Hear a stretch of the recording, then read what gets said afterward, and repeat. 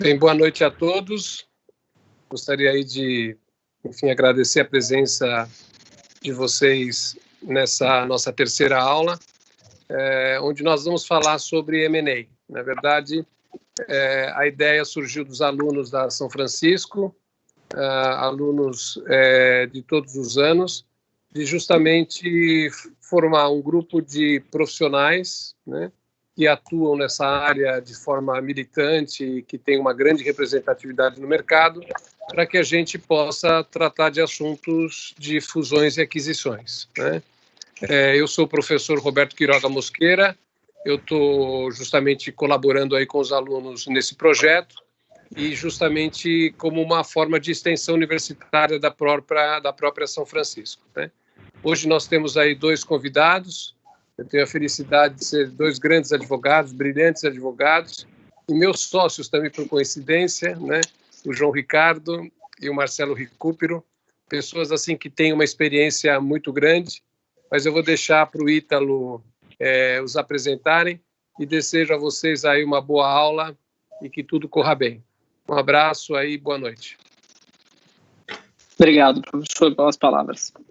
Então, na aula de hoje, a terceira aula do nosso curso de Introdução às Fusões e Aquisições, sobre direito societário para as operações de M&A, nós vamos receber o João Ricardo de Azevedo Ribeiro e o Marcelo Recupero. Ambos são colegas, antigos alunos da São Francisco, a Faculdade de Direito da Universidade de São Paulo, e como o Quiroga bem disse, sócios da área de societário e M&A do Matos Filho, advogados. Então, como eu havia comentado com eles, para não comer mais do tempo deles, que já é escasso, eu gostaria de passar a palavra, então, para o João e para o Marcelo, para eles poderem começar a exposição. Obrigado, Ítalo. Obrigado, Quiroga. Boa noite a todos. Um prazer estar aqui com vocês, poder contribuir para esse curso e falar sobre direito societário e M&A, né? Nós temos uma apresentação guia que vai nos ajudar aqui a desenvolver o tema. Ela já tá na tela ou ainda não? Vamos ver aqui.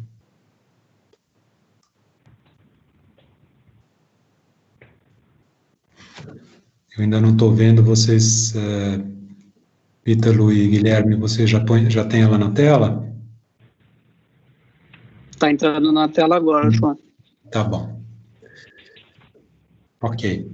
Vamos lá, então. Eu acho que nós vamos falar, passando para o primeiro slide, vamos falar sobre direito societário e M&A, não é? Então, a primeira coisa que eu queria comentar com vocês, explorar um pouco essa ideia do que é o M&A, né? M&A é um termo vindo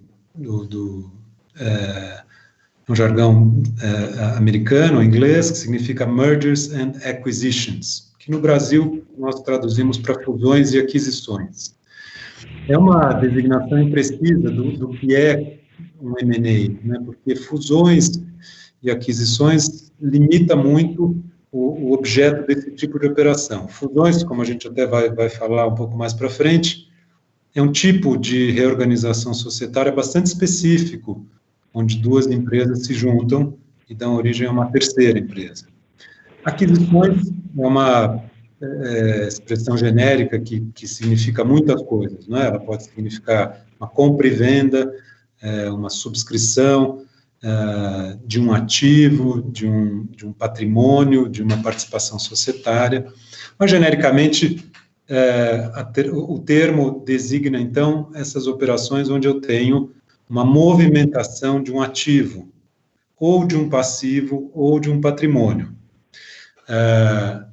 O ativo é um bem, não é? O bem pode ser um imóvel, uma marca, algum item que está no ativo de alguma empresa. O passivo seria uma dívida, uma obrigação que interessa também alguém adquirir, passar a ser proprietário, juntar a um negócio existente. E patrimônio é um conjunto de ativos e passivos, que também pode ser objeto de interesse nas operações de M&A. Normalmente, um ativo, um passivo, um patrimônio, um bem, ele está ele é de titularidade de uma sociedade, não é? Ele é exercido através de uma sociedade. A atividade econômica é exercida através de sociedade. Então, normalmente, as sociedades são objeto de operações de M&A e participam de operações de M&A. Na maioria das vezes, né? Nós sempre estamos lidando com sociedades que detêm o ativo que se quer adquirir, o passivo que se quer adquirir, o patrimônio, a atividade, o interesse está normalmente dentro de uma sociedade. E por isso, então, que a sociedade, então, nesse sentido, ela costuma ser objeto do M&A, objeto de uma fusão-aquisição, de uma compra e venda, ou ela é a parte, não é, que é a compradora ou a vendedora, ou a que faz a reorganização com a finalidade do M&A. Então, o direito societário, naturalmente, é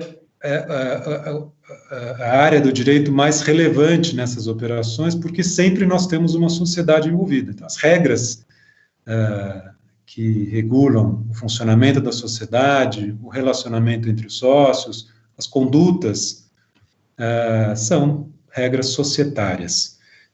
Não quer dizer que o M&A sempre apenas é regido pelo direito societário. Na verdade, o direito obrigacional pode ser até mais relevante nas operações de M&A, porque, na maioria das vezes, há um contrato que regula essa operação, um contrato de compra e venda, um contrato de subscrição. Então, o direito das obrigações é muito importante, muitas vezes mais importante que o direito societário. O direito societário também é bastante relevante, e nós vamos focar, então, hoje, a nossa aula em temas de direito societário relevantes nas operações de fusão e aquisição. Onde nós temos a fonte desse direito societário que se aplica às operações de fusão e aquisição? No Código Civil, livro 2, que trata do direito de empresa, estabelece quais são os tipos de sociedade, estabelece regras também de reorganização societária, então estabelece regras procedimentais aplicáveis a empresários, regras sobre estabelecimento e venda de estabelecimento. Então é importante o Código Civil como fonte do direito societário para essas operações.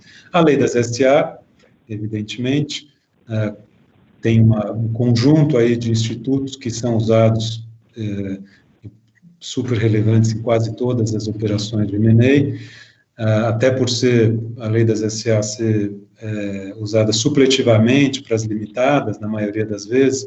Então, em praticamente todas as operações é a fonte do direito mais relevante. E nós vamos, então, concentrar hoje a nossa apresentação em termos de direito societário da lei das SA, previsto na lei das SA.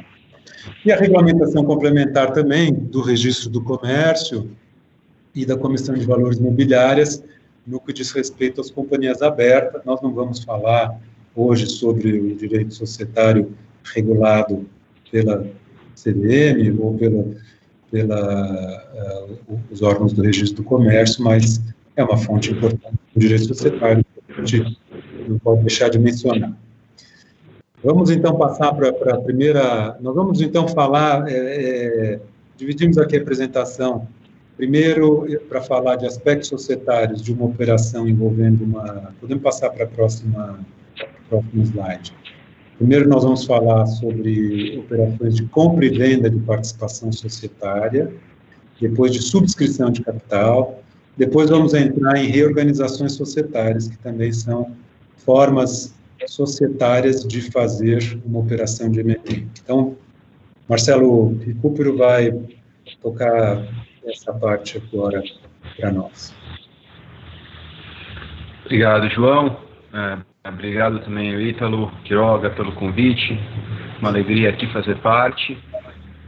Bom, então, como o João falou, quando a gente está falando de um M&A, a gente está em grandes conjuntos falando ou de uma compra e venda, né, de uma participação societária, ou da subscrição de capital, né? Então, você está ou comprando e vendendo uma ação já existente, já emitida, né? A gente fala de uma operação secundária, ou a gente está subscrevendo o capital, está comprando uma ação nova, uma ação recém-emitida, a gente fala de uma operação primária, né? Falando um pouquinho da compra e venda, se você está fazendo compra e venda, você está falando essencialmente de propriedade, né? Você está transferindo a propriedade de uma ação, de uma cota, de um vendedor para um comprador. Então, talvez o primeiro conceito importante aqui é o de propriedade, né? Como é que você tem a propriedade das ações aqui no caso, né? Tem vários, como vocês sabem, dependendo do tipo de bem que a gente está falando, você consegue comprovar a propriedade de maneiras diferentes, né? O imóvel está registrado no cartório, por aí vai, né? E com ação também não é diferente. Então, para ação a gente tem ações nominativas que provam a propriedade pelo registro no livro, né? As sociedades têm que ter uma série de livros, né? Livro de transferência de ações, livro de registro de ações, livro de atas, livro de presenças e por aí vai. E um desses livros é o livro de registro de ações, e a propriedade da ação se presume pelo registro no livro. Então, se você está lá, companhia X, que o Marcelo Recupero tem aquela ação, presume-se que eu seja o proprietário dessa ação. Para uma ação escritural, que é a ação, por exemplo, das companhias abertas, né, essa propriedade ela é comprovada pelo registro na conta de custódia, né, que a companhia contrata um escriturador, que é um banco, né, no Brasil aí, bancos que fazem isso são Itaú e Bradesco, e esses bancos vão ter contas de custódia para manter aí a propriedade das ações em nome dos acionistas. E como é que você transfere, então, a propriedade? Como é que você comprova que você está fazendo a transferência da propriedade? No caso também das ações nominativas, é por um registro no livro, não é no livro de registro, é um outro livro, que é o livro de transferência, tem um termozinho que é preenchido, assinado pelo comprador e assinado pelo vendedor, e isso transfere a propriedade, que é, obviamente, junto com o contrato, como o João falou, né, que em quase todos os casos, se não em todos, a gente tem um contrato de compra e venda para regular diversas questões, uma operação de M&A, preço, indenização, garantia, representações de garantias, condições precedentes, por aí vai, mas lá no fechamento, na hora de transferir as ações, o que a gente faz é assinar no livro mesmo o termo de transferência. E no caso de ações escriturais, aí novamente não só companhias abertas, eu estou falando companhias abertas porque é raro ter uma companhia fechada com ações escriturais, embora existam, mas sendo no caso de ações escriturais, a gente faz a transferência mediante assinatura de um formulário que o escriturador disponibiliza lá, o que a gente chama de OTA, né, que é a ordem de transferência de ações.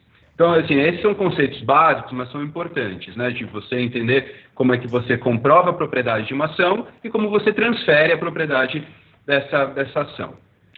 Em termos de restrições a transferências, né, a gente tem restrições que são impostas pela lei, restrições que são impostas no estatuto social da companhia e restrições que são acordadas, que são contratadas e que estão previstas em acordos de acionistas, né, que é inclusive o mais comum. No caso de restrições em estatuto, está previsto na lei, aí no artigo 36, que a gente está citando aqui na apresentação, que o estatuto da companhia pode conter restrições à transferência de ações. É o caso, por exemplo, de estatutos que prevêem, por exemplo, direito de preferência entre os acionistas para transferência de ações. A gente vai abordar isso mais para frente, mas a lei das SAs, por exemplo, ela disciplina o direito de preferência para um acionista comprar ação nova, numa operação de aumento de capital, numa operação primária. Já numa operação secundária, isso aí é regulado conforme o acordo entre os acionistas. Normalmente está num acordo de acionistas, mas nada impede que haja também essa restrição prevista em estatuto. Pode ter outras, se for livremente convencionado entre os acionistas. Em termos de restrições que são previstas em lei, a gente tem também algumas restrições e de naturezas e de extensão diferente. A gente tem, por exemplo, uma regra que é referente à transferência de ações ainda não integralizadas, né? Como vocês devem saber, a ação, quando você compra a ação, você subscreve, que é você se tornar o proprietário, mas o pagamento pela essa ação é chamado de integralização. Então, pode haver um momento em que você comprou pela ação, mas ainda não pagou por ela. É o que a gente chama de ação não integralizada. E tem uma restrição, por exemplo, que é essa que está prevista no artigo 108, que estabelece uma solidariedade entre o comprador e o vendedor no caso de venda de uma ação não integralizada. Então, se o João é proprietário de uma ação que ele ainda não integralizou, ele vende para mim, por um prazo, que acho que é até de 2 anos, tanto o João quanto eu vamos responder pela essa obrigação de pagar por essa ação. Então, essa é uma restrição, por exemplo, imposta pela lei. Tem também restrições relacionadas a garantias, né? Então, penhor, usufruto, que são direitos reais, né, que podem ser constituídos sobre ações, eles também implicam em alguma restrição. Não é uma restrição à transferência, né? O penhor, por exemplo, você pode comprar uma ação empenhada. Normalmente, o contrato de penhor estabelece que o proprietário, que é o devedor no caso, não vai poder vender essa ação sem o consentimento do credor. Mas isso também é um tema contratual, não é um tema por lei. A lei, o que ela disciplina é o direito de voto, né? E também dá bastante liberdade para que o credor e o devedor regulem isso no contrato de penhor. Mas em não tendo nenhuma previsão contratual, por exemplo, no caso do penhor, está dito que o direito de voto é exercido pelo proprietário.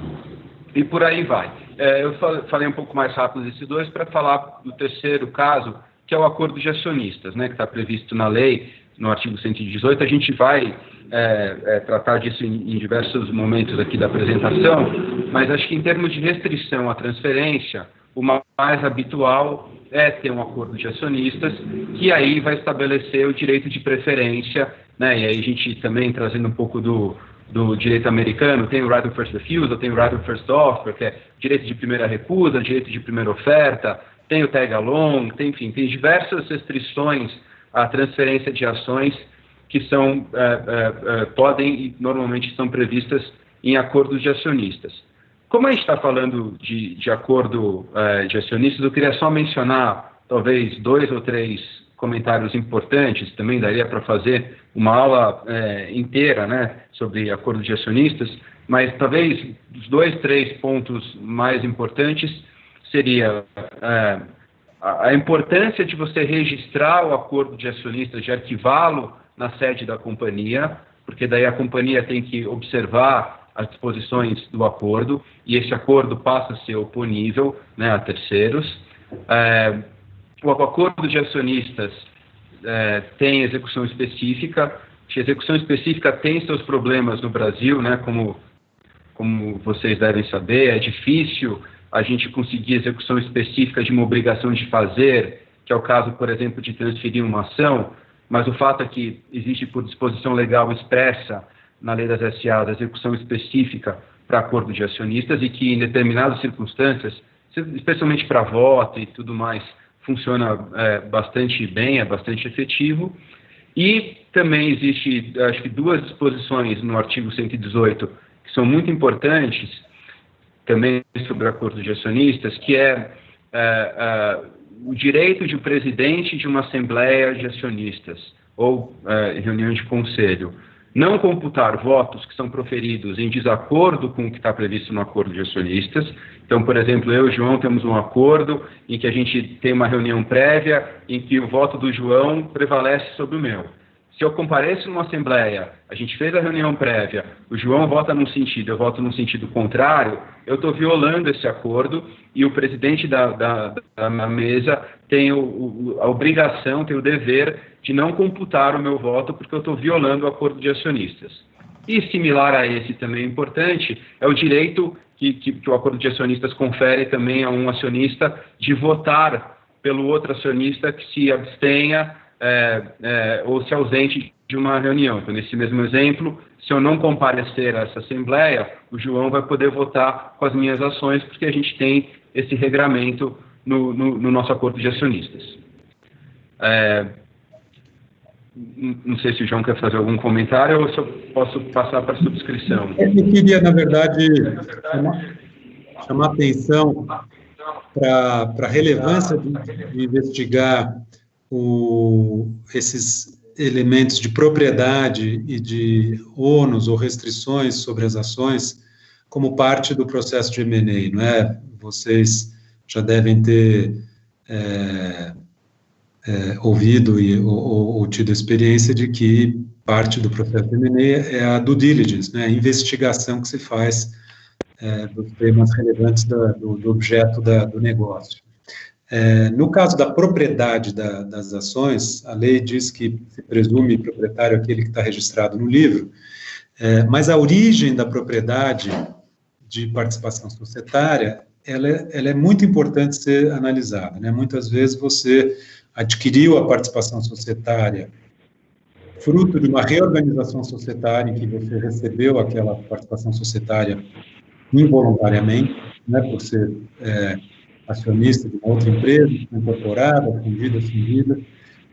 Você tem transferências de propriedade a título de doação, você tem ônus que não são registrados na companhia. Então, tem uma série de possíveis vícios e problemas não visíveis na propriedade e na não oneração das ações, que nas operações de M&A é fundamental que se analise, que se identifique antes, porque acontece desses vícios aparecerem no momento da negociação, né? Um antigo proprietário vem reclamar ser proprietário, um familiar vem reclamar que as ações deveriam ser objeto de redistribuição por inventário, um credor vem reclamar um ônus que não estava registrado, porque a operação de M&A vai, em geral, ser divulgada, chamar atenção, envolve pagamentos para quem é o proprietário registrado ali. Então, é fundamental e muito relevante. Normalmente, a propriedade de participações societárias não é tão garantida, na maioria dos casos, ou tão segura, apenas com uma verificação do proprietário no livro, ou de algum ônus existente registrado no livro de ações. Era isso, Marcelo, vamos continuar para o próximo tema. Estamos ainda no primeiro slide. Para mim passou aqui para o slide de operações, se puder voltar, tem só um finalzinho do anterior. Aí. Então, quando a gente está falando de subscrição de capital, né, então, como a gente falou, uma outra modalidade de M&A, né? O M&A que você não está comprando uma ação já existente de um vendedor, você está comprando a ação da companhia, você está subscrevendo um novo aumento de capital, né? Aumento de capital é de competência da Assembleia, né? Ou do Conselho de Administração, nos casos em que houver capital autorizado, né, no Estatuto, que determina que até determinado valor ou até a quantidade X de ações, esse aumento de capital pode ser deliberado pelo Conselho, o que normalmente confere mais agilidade. E o aumento de capital, também, como o João falou no começo, você tem uma infinidade de maneiras de fazer, né? Mas, em termos gerais, você tem o aumento de capital em dinheiro, né? Ou em bens que estão sendo integralizados na companhia, e aí tem toda uma questão de laudo de avaliação e tudo mais. Ou você está convertendo instrumentos conversíveis de dívida em ações, né, o caso de debêntures conversíveis, ou exercendo um bônus de subscrição, que também, em última instância, é um instrumento conversível, ou você está incorporando reservas, né, tem reserva de lucro que a companhia pode incorporar, e nesse último caso, numa incorporação de reserva, você pode ter o aumento de capital sem emissão de ações. Você simplesmente aumenta o capital e não emite novas ações, você está incorporando uma reserva para o capital e todos os acionistas estão se beneficiando disso. Mas acho que entrando, assim, talvez no tema mais importante sobre aumento de capital é a questão da diluição e do preço de emissão, né, que estão intimamente ligados. O que a lei diz é que quando você faz um aumento de capital, a companhia tem que definir o preço de emissão, e esse preço de emissão não pode causar uma diluição injustificada para os acionistas. Então, contrário senso, o que está querendo se dizer é que a diluição pode acontecer desde que ela seja justa, desde que seja para um preço justo, né? E aí você tem no artigo 170 da Lei das SAs os critérios para definição do preço de emissão.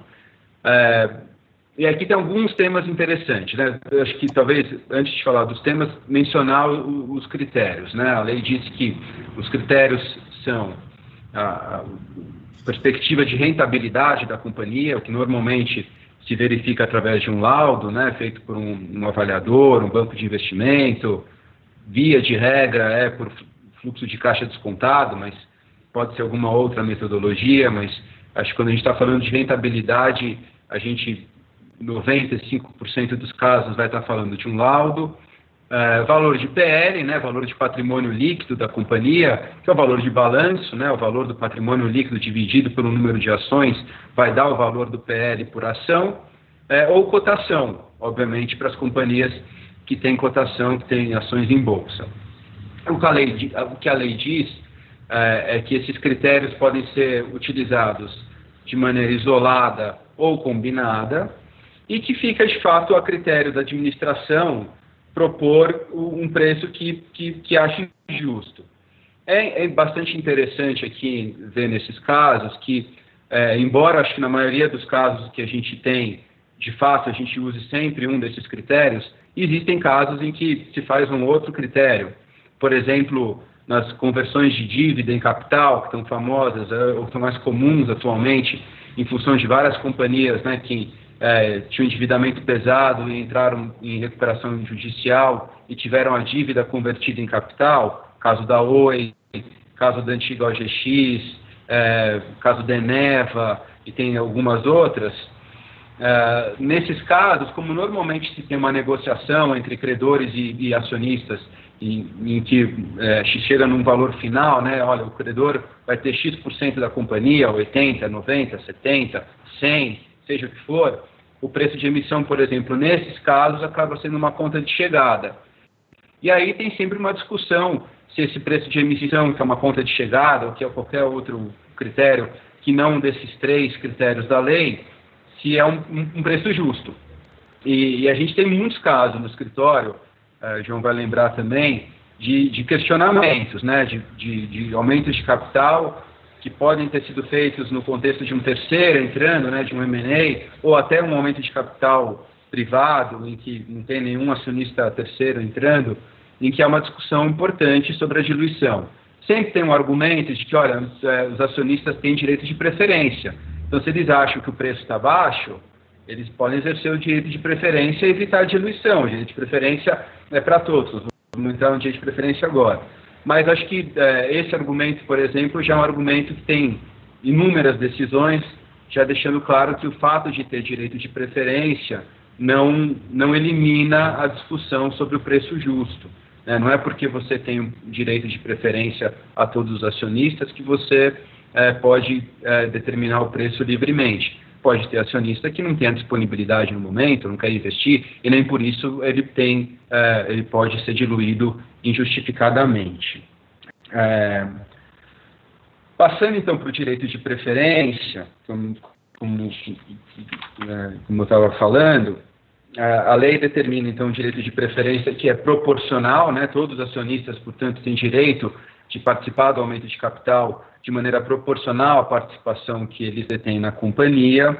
Esse direito de preferência é de 30 dias, via de regra. Existem casos em companhias abertas, em emissões públicas, né, em ofertas públicas, em que esse direito de preferência pode ser reduzido ou até excluído, mas, via de regra, ele é de 30 dias. Em casos mais complexos, né, de companhias que têm ações ordinárias e preferenciais, e se o aumento de capital não está mantendo a proporção existente entre ordinárias e preferenciais, você tem um cálculo do direito de preferência que é um pouco mais complicado, mas seja mais simples ou mais complicado, o que está por trás disso é que o acionista tem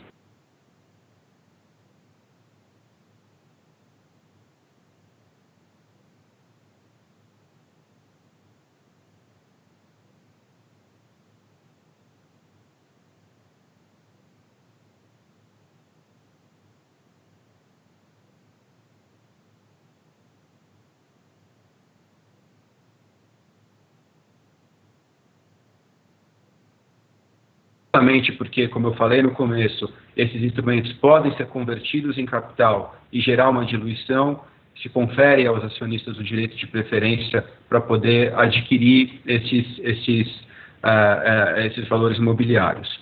E o direito de preferência pode ser negociado, né? E aí que você consegue fazer um terceiro, essa é uma das maneiras, a maneira mais tradicional de você conseguir fazer um terceiro e ingressar na companhia, é cedendo o direito de preferência. Pode ceder gratuitamente, pode ceder por um preço. No caso de companhias abertas, você consegue, inclusive, negociar o direito de preferência, tem que combinar com a Bolsa e tudo mais, mas é um valor imobiliário que pode ser negociado, um direito que pode ser negociado. Ainda no tema de direitos de preferência e subscrição por terceiros, um outro tema importante são as sobras, né? Então, você delibera um aumento de capital, dá o direito de preferência para todos os acionistas, mas 60%, 70% só exercem esse direito de preferência, você tem aí 30% no meu exemplo que não foi subscrito. E aí você tem uma disciplina também nesses artigos 170 a 172 da lei, de como você lida com as sobras, né? Você pode fazer rodadas, né, de sobras para aqueles acionistas que tenham manifestado interesse de subscrever sobra. Então, eu tenho interesse de exercer minha preferência e ainda digo que, olha, se na eventualidade de haver sobras, eu quero também subscrever as sobras. Posso subscrever todas, posso limitar meu compromisso, posso dizer que eu subscrevo mais X%, ou que eu subscrevo mais X milhões de reais, e aí a companhia, no caso de uma companhia fechada, ou o escriturador, no caso de uma companhia aberta, vão fazer essa repartir, né, as sobras entre os acionistas que manifestaram interesse por sobras. Havendo ainda sobras depois dessas rodadas, o que a lei diz é que deveria ser feito um leilão para venda das ações em bolsa. É muito comum também que, ao invés do leilão, a gente faça o que a gente chama de homologação parcial, né?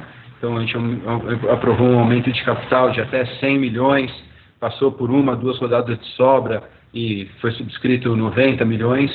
A companhia pode homologar parcialmente, não tem que necessariamente botar esses 10 milhões para venda em bolsa.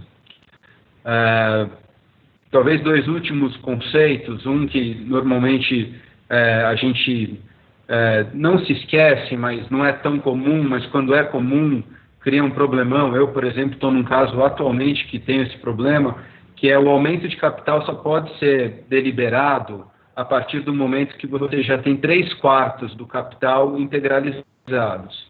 Vocês vão lembrar que eu falei no começo que a gente tem essa questão esses conceitos de subscrição e integralização, né? É o período em que eu tenho a ação, mas ainda não paguei por ela. Então, se você tem um capital de 100 milhões aí no meu exemplo, mas você não integralizou ainda 3/4, né, 75 milhões, você não consegue, você não pode deliberar um novo aumento de capital. Até você chegar nos 75%, não é possível deliberar um novo aumento de capital, e às vezes numa companhia que não tem isso integralizado, como é o exemplo do caso que eu estou no momento, a gente tem um investidor, está interessado em capitalizar a companhia, mas a gente não consegue fazer um aumento de capital porque não tem os 75%. E por fim, um último conceito que eu queria fazer aqui nesse slide é do acionista remisso. O acionista remisso é aquele que não paga pela ação que subscreveu. Então, a gente subscreveu as ações, tem um prazo de 30, 60, é o prazo que tiver no boletim de subscrição, e o acionista não paga essa ação. E aí é interessante, que acho que esse é um dos conceitos da lei, que pelo menos na minha visão, nem sei se o João concorda, mas esse é um dos conceitos que tem uma disciplina não muito eficiente. O que eu estou querendo dizer é que a gente não tem um jeito muito bom de lidar com isso. A lei diz que você pode executar o acionista remisso, né? Então você pode mover uma ação de execução para cobrar o acionista que não pagou. Você pode vender em bolsa, mas nem todas as ações comportam isso, né? Então, como é que uma companhia fechada, como é que você vai fazer a venda em bolsa de um acionista remisso? Então, acaba sendo um tratamento não muito... O acionista que não pagou, não acho que se sinta fortemente compelido a pagar pelos remédios que a lei dá. Existe um remédio alternativo, que a gente até não colocou aqui, mas que é a suspensão de direitos. A lei, acho que no 120, se eu não estou enganado, posso estar enganado, mas acho que no 120 diz que os acionistas podem, a Assembleia pode determinar a suspensão dos direitos de um acionista que tiver em default, que tiver em descumprimento com as suas obrigações. Ora, se eu comprei uma ação, pagar por essa ação nos termos do boletim de subscrição é uma obrigação minha. Se eu não cumpro essa obrigação, eu estou em descumprimento com essa obrigação e eu estou sujeito a ter meus direitos suspensos. Então, eu não posso votar, né, que acho que é o fundamental, e acaba sendo isso um pouco um jeito mais eficiente de forçar um acionista remisso, né, que é o que a gente chama um acionista que não pagou pela sua ação, a efetuar e a cumprir sua obrigação. Muito bem, Marcelo. Você está com a memória ótima. Advogado, 120? 120, advogado de direito societário tem que saber a lei BCA de cor, né? Bom, eu queria só passar, antes de entrar no próximo tema, que são operações de organização societária, só dar alguns exemplos do que a gente está falando, né? Nós estamos falando de primeira parte aqui da nossa apresentação desses temas de direito societário, foi num contexto de aquisições de participação societária privadas, via uma compra e venda de uma participação societária existente, ou via a subscrição de novas ações emitidas por uma sociedade para o adquirente. Então, vou dar alguns exemplos do que a gente está falando, né, de uma aquisição privada. Então, a Skin Cariol, empresa de cerveja, alguns anos atrás, era uma sociedade controlada por uma família, havia 2 grupos familiares, um dos grupos, que tinha a maioria das ações, vendeu as ações representando o controle da Skin Cariol para um acionista, para um investidor estrangeiro, a Kirin. Então, uma compra e venda de participação societária privada. Um contrato de compra e venda entre vendedor, acionista brasileiro, pessoa física, controlador, e comprador estrangeiro. E o minoritário, que era também familiar, não vendeu no primeiro momento. Depois, esse é um caso que deu bastante confusão por conta de direito de preferência, e o minoritário acabou vendendo num negócio subsequente para a mesma Kirin. Mas é uma aquisição privada. Outro exemplo de aquisição privada, compra e venda de ações, um acionista, um investidor estrangeiro, a rede de farmácias CVS, adquiriu, há alguns anos atrás, a rede de farmácias brasileira Drogaria Onofre. A compra e venda de ações, no caso foi 100%, e contrato privado, aquisição privada. Depois de alguns anos, essa própria CVS, mais recentemente, vendeu novamente numa outra negócio privado as ações da rede Drogaria Onofre para a empresa brasileira Drogasil, uma companhia aberta, que também num contrato de compra e venda privado fez uma aquisição. O Marcelo deu alguns exemplos de aquisição por subscrição, não é? Isso é comum em casos de conversão de dívida, onde você converte a dívida em ações. Então, também é um contexto típico de o ingresso de um terceiro na sociedade, que ele adquire através de conversão de dívida e emissão de novas ações.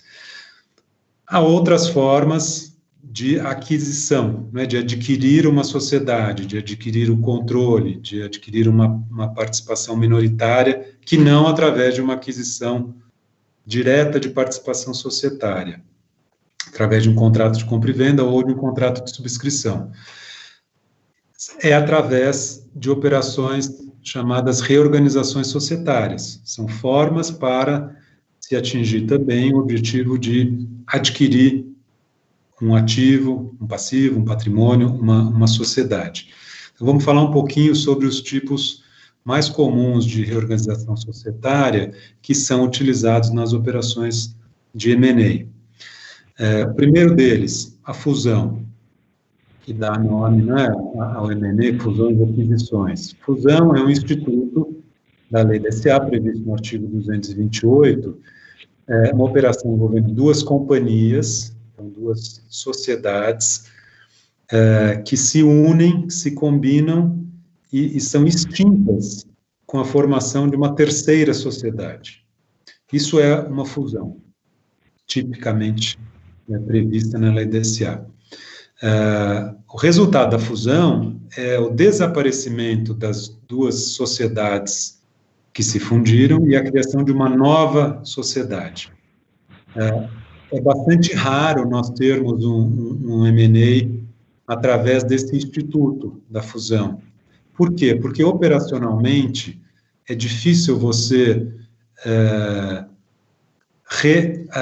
criar toda a atividade econômica que estava desempenhada em duas sociedades numa terceira sociedade nova de um momento para outro, que é o efeito da fusão. Nós tivemos isso em pelo menos dois negócios, o que eu consigo me lembrar, não sei se o Marcelo lembrar de mais algum deles. O primeiro foi a Antártica e a Brahma, que eram duas companhias abertas, cada uma com a sua atividade, né, de cerveja, e elas foram fundidas.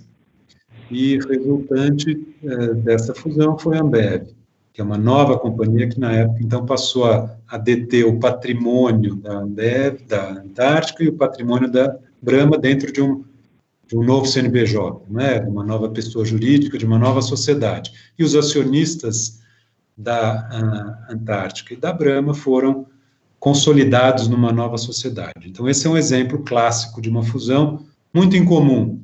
Depois da Antártica e da Brahma, eu acho que nós tivemos uma outra operação que foi das lojas americanas, com a Submarino, se eu não me engano.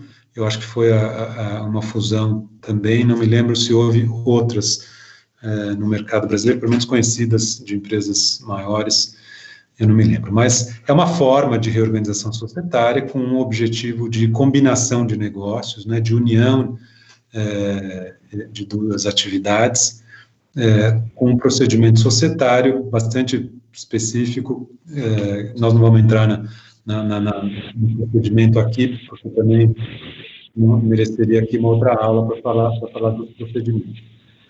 A outra instituto societário muito usado nas operações de M&A e que é uma ferramenta muito importante é a incorporação. O que é a incorporação?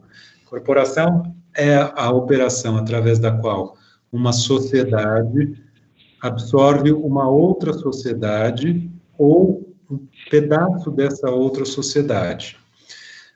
Então, nós temos uma sociedade que é a incorporadora, ela incorpora um patrimônio, um acervo, né, um conjunto de ativos e passivos, que passa a ser propriedade dessa incorporadora,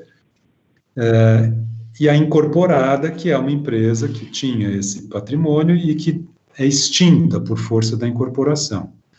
Os acionistas da empresa incorporada recebem ações da empresa incorporadora e passam a ser acionistas da incorporadora.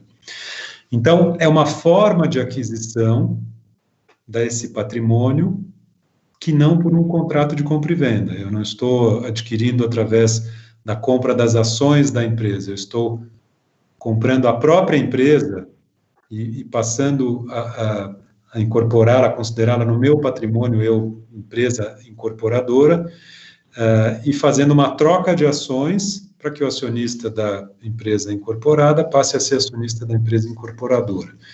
Muito comum nas operações de M&A, o uso do Instituto da Incorporação de Companhia, né? Incorporação de companhia é diferente da incorporação de ações, que é o próximo instituto que eu queria falar. Incorporação de ações, o que é? Uma operação entre acionistas de uma empresa incorporada e uma outra sociedade que é incorporadora. O objetivo da incorporação de ações é fazer com que todos os acionistas de uma empresa passem a ser acionistas de uma outra empresa sem a extinção da empresa incorporada, da empresa cujas ações foram incorporadas. Então, eu vou dar aqui um exemplo também clássico, onde a incorporação de ações foi usada. Quando as bolsas brasileiras se fundiram, aí não é o termo técnico de fusão, mas elas se uniram, uma das etapas desse negócio foi a incorporação de ações. Como é que isso se processa? Os acionistas de uma das bolsas, no caso foi a Bovespa, que era a empresa cujas ações foram incorporadas, foram migrados para a BMF, que foi a empresa incorporadora. Qual é o resultado disso? A empresa incorporadora, a BMF, passou a ser dona de 100% das ações da Bovespa, que é a empresa incorporada, cujas ações foram incorporadas. A Bovespa continua a ser uma pessoa jurídica autônoma, com as suas atividades inalteradas, mas com um único acionista, que é a BMF. A BMF também não teve alteração nenhuma das suas atividades, ela passou a ter um novo ativo, que foram as ações da Bovespa. E houve um aumento de capital na BMF, através do qual novas ações foram emitidas para os acionistas da Bovespa. De forma que, após a incorporação de ações, todos os acionistas dessas duas empresas passam a ser acionistas de uma única empresa, que é a incorporadora, no caso a BMF, e a empresa original, cujas ações foram incorporadas, passa a ser uma subsidiária integral da empresa incorporadora. Então, essa é uma estrutura muito comum também nas operações de M&A.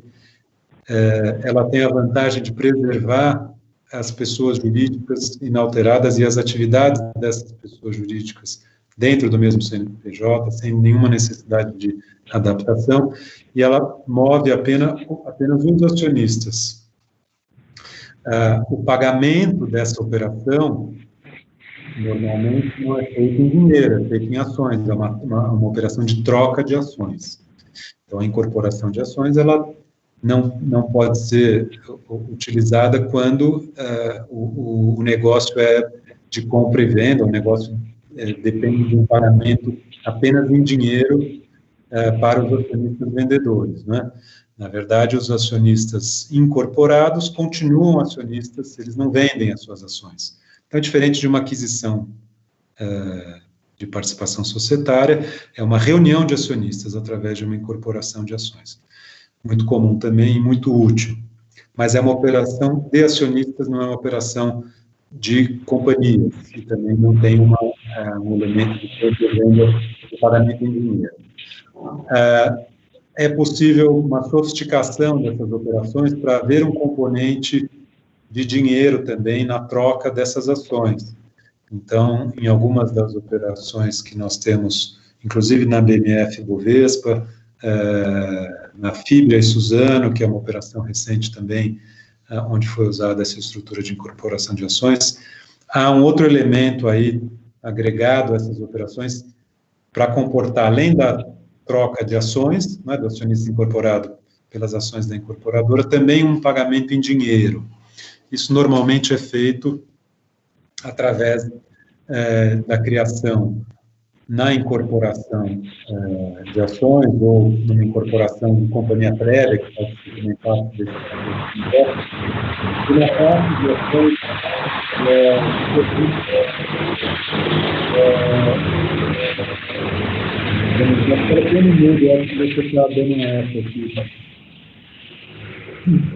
uma classe de ações diferente que está sujeita a um resgate.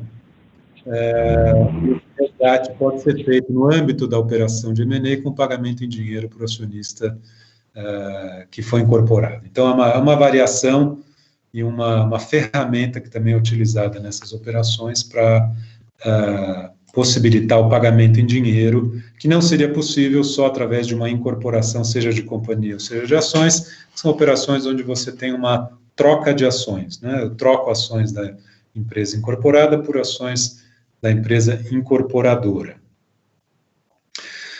Então, esses 3 tipos de reorganização societária são os mais comuns nas operações de M&A para viabilizar uma união de patrimônios ou uma movimentação de acionistas, eventualmente até com a mudança de controle, porque o resultado dessas incorporações é uma migração de acionistas com uma relação de troca, não é? Que é o preço da operação. Então, eu vou trocar ações da companhia incorporada por ações da companhia incorporadora, com base em alguma relação de troca que é fruto da avaliação de valor comparativa entre as duas sociedades.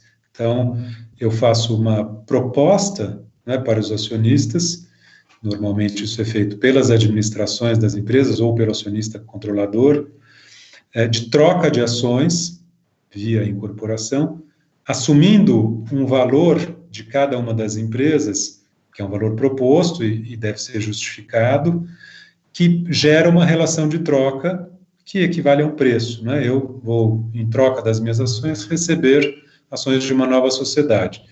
Então, essa é a forma de pagamento de uma operação de incorporação, seja de ações ou incorporação de companhia.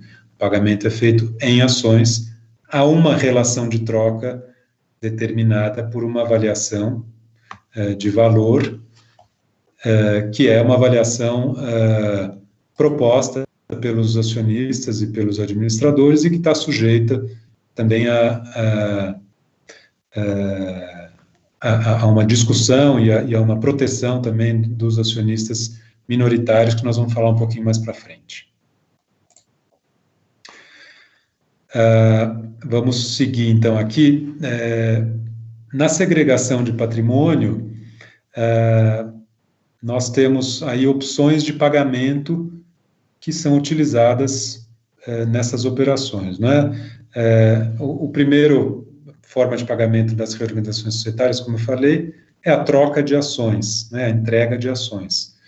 Mas há outras formas de pagamento em operações de M&A, envolvendo reorganizações societárias, ou seja, não numa compra e venda de participação societária, onde o pagamento é a título de preço. Quais são elas tipicamente utilizadas?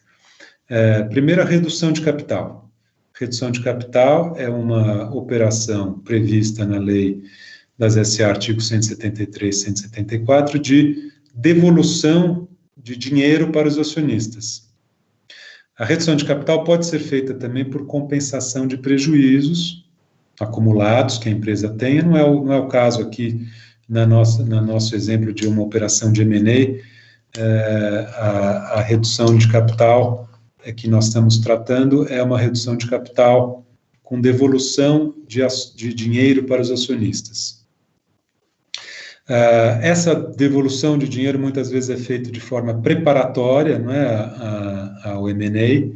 Então, a empresa que é objeto do M&A pode fazer uma redução do capital prévia à venda, para que ela devolva aos seus acionistas, até com uma parte de antecipação de preço, uma parte do patrimônio da sociedade, através, então, da redução de capital. Há regras específicas aqui para essa operação, em respeito aos credores, ela tem uma eficácia condicionada a um prazo de espera de 60 dias, e os credores que não concordarem com a operação podem se opor e aí teriam que ser pagos. Outra operação também muito usada como forma de pagamento nos M&As em que nós temos reorganizações societárias é o resgate. Eu falei um pouco antes já do resgate. O resgate é uma operação em que a sociedade recompra as ações dos acionistas e paga dinheiro, né? A lei da SA estabelece que para que a sociedade possa fazer isso, ela tem que ter reservas de lucro. Também o resgate não pode ser feito apenas para uma parte dos acionistas, ele tem que ser feito de forma para todos os acionistas, ou por sorteio, se eu for tratar só de uma parte das ações. Mas é muito usado também como forma de pagamento de dinheiro nas reorganizações societárias, quando eu não tenho uma compra e venda direta com pagamento de preço. O outro instituto muito comum também em M&A é a cisão.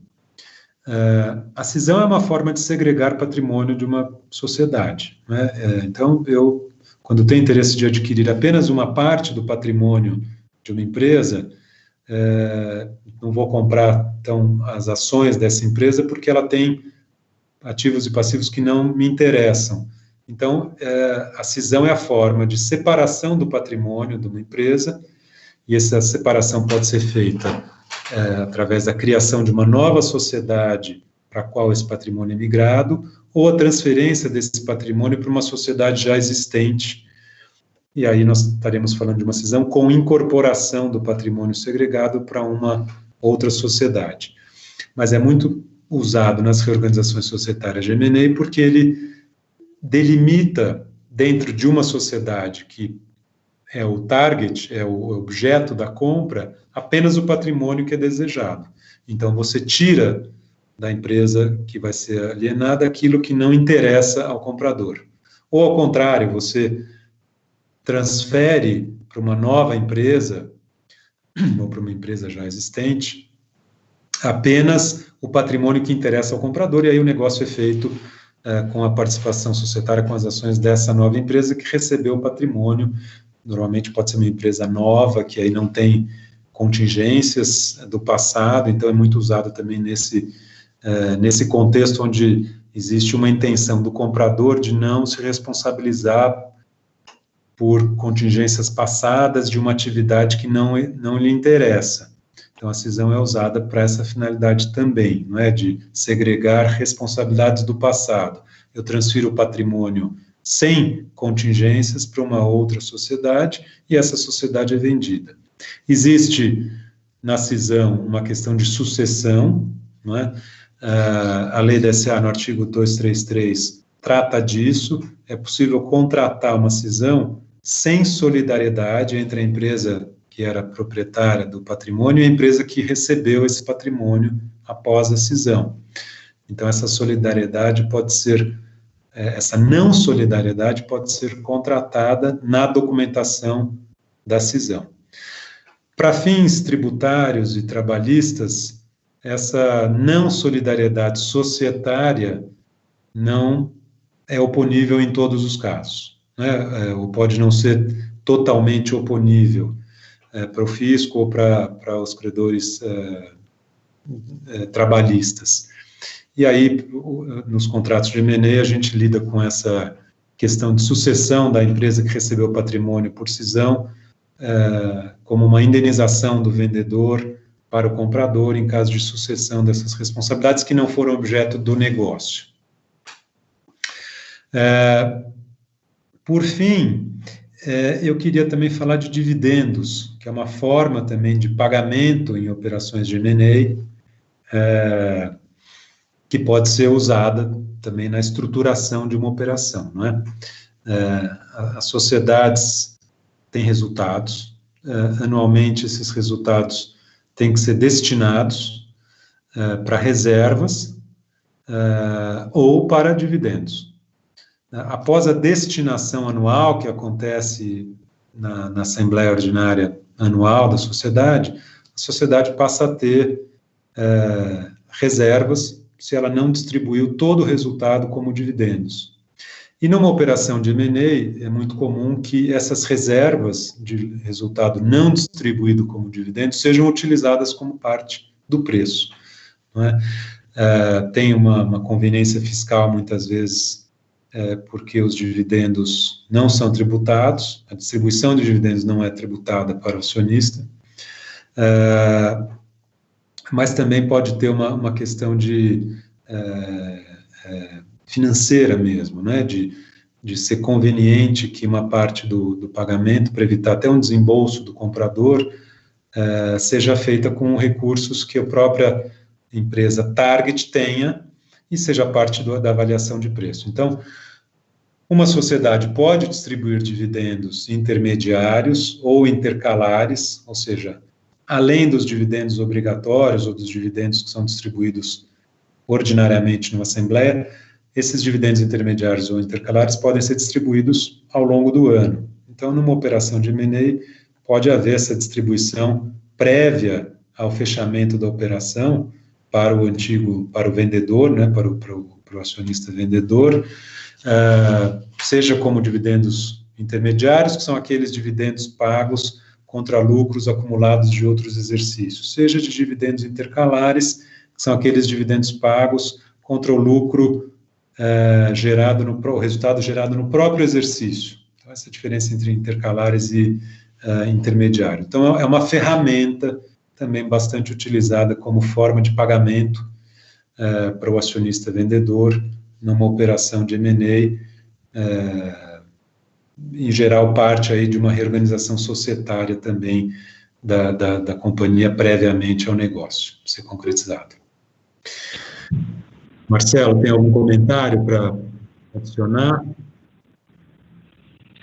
Não, acho que só realmente dizer que pode não parecer, mas esses instrumentos são muito mais frequentes do que, né, a gente pode imaginar. Quase com todas as operações que a gente fala de fusão, como você falou, grande parte, eu diria que 99% são incorporações ou incorporação de ações, são de fato instrumentos muito, muito úteis. Tem pequenas diferenças, a gente vai falar um pouquinho mais para frente, em termos de tratamento de minoritário, né, de recesso em um, recesso no outro caso. Talvez valha a pena dizer, vamos falar também um pouco isso na questão do recesso, mas quando a gente está falando de uma incorporação, por exemplo, de uma companhia controladora pela controlada ou vice-versa, como você tem, como o João falou, você tem toda uma questão de você está fazendo uma relação de troca baseada numa avaliação que foi feita, né? Na medida que essas companhias são independentes, né? A companhia A e a companhia B, como era o caso das bolsas, né? Que não tinha a intersecção, você tem cada companhia decidindo o seu valor para daí elas aprovarem a incorporação e aprovarem a relação de troca. No caso de ser uma companhia controlada e controladora, você tem a questão de que essa decisão sobre o valor, ela é, de certa forma, definida por uma pessoa só, que é o controlador de uma só, né? Se controlador e controlada tem o mesmo controlador final. Então, por exemplo, nesse caso que eu estou falando, tem uma disposição específica da lei de proteção, né, aos minoritários, de você comparar esses patrimônios a valor de mercado, enfim, tem toda uma disciplina para lidar com casos mais sensíveis. Mas, em termos gerais, eu acho que é isso aí. E podemos, acho que, passar para o próximo slide. Nós vamos falar agora de cenários em que nós temos operações de M&A envolvendo o controle. Não é?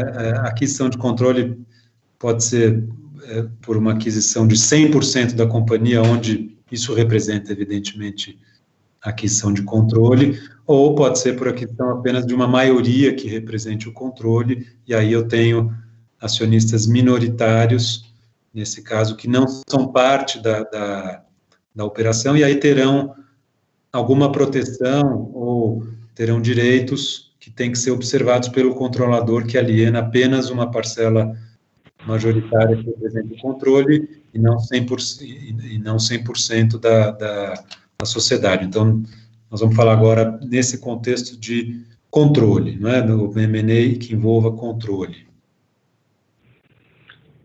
É isso. Acho que talvez o primeiro comentário aqui, quer dizer, o controle é algo muito importante no direito societário. Acho que é um dos conceitos principais, né?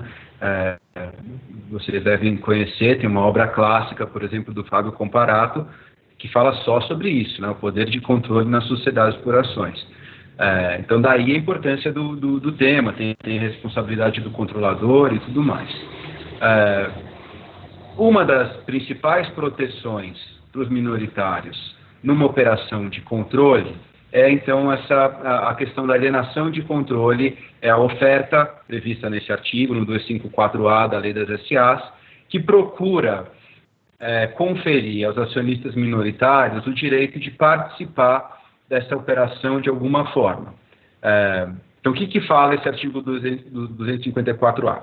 Fala que a operação de alienação de controle só pode ser contratada sob a condição suspensiva ou resolutiva de que o adquirente lance uma oferta pública para estender aos minoritários a possibilidade de também venderem as suas ações para esse novo controlador.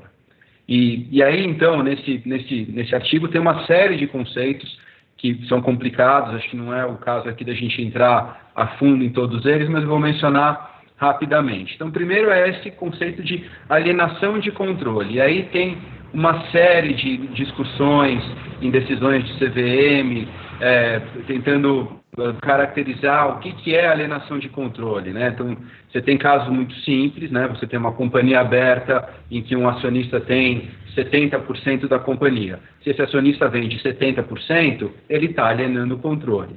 Mas você tem uma série de outros casos que são muito mais complicados. Você tem situações em que dois acionistas têm 55% da companhia, mas cada um tem 26,5%, 27%, agora me atrapalhei na matemática. Assim, metade de 55% cada um, e se um deles vende, o outro não vende. É alienação de controle? Não é alienação de controle? Se você vende, mas muda o acordo de acionistas que esses dois tinham, você mudou sensivelmente, é alienação de controle? Não é alienação de controle? E aí tem uma série de casos, tem o caso lá da Aracruz, né, esse é bastante antigo, em que a gente participou, né, em que era a Votorantim, que hoje chamava-se Fibria, né, que atualmente teve a incorporação de ações com a Suzano, como o João disse, mas lá atrás a Votorantim comprou uma participação no grupo de controle da Aracruz, gerou uma discussão, acho que talvez seja um dos primeiros casos, para dizer se essa operação é ou não é alienação de controle, e a discussão importante é porque, se não for, a vida continua. Mas se for alienação de controle, tem que lançar a oferta. Teve outros casos também, outros que a gente participou, da Uzi Minas, em que um grupo argentino, ítalo-argentino, né, até isso tudo, obviamente, de informação pública, comprou uma participação também num acordo de acionistas, de dois acionistas vendedores, e renegociou o acordo com o outro acionista que ficou, que é um grupo japonês, a Nippon. Esse também gerou um questionamento se essa era uma operação de alienação de controle ou não. Então, caracterizar uma operação de compra e venda como alienação de controle não é tão simples quanto se parece, e é bastante delicado. O outro conceito desse artigo 254A é que a alienação de controle, né, essa operação de alienação de controle, tem que ser contratada com a condição suspensiva ou resolutiva de que haja uma oferta. Ou seja, você pode fazer com que o lançamento da oferta seja uma condição precedente, ou seja, você não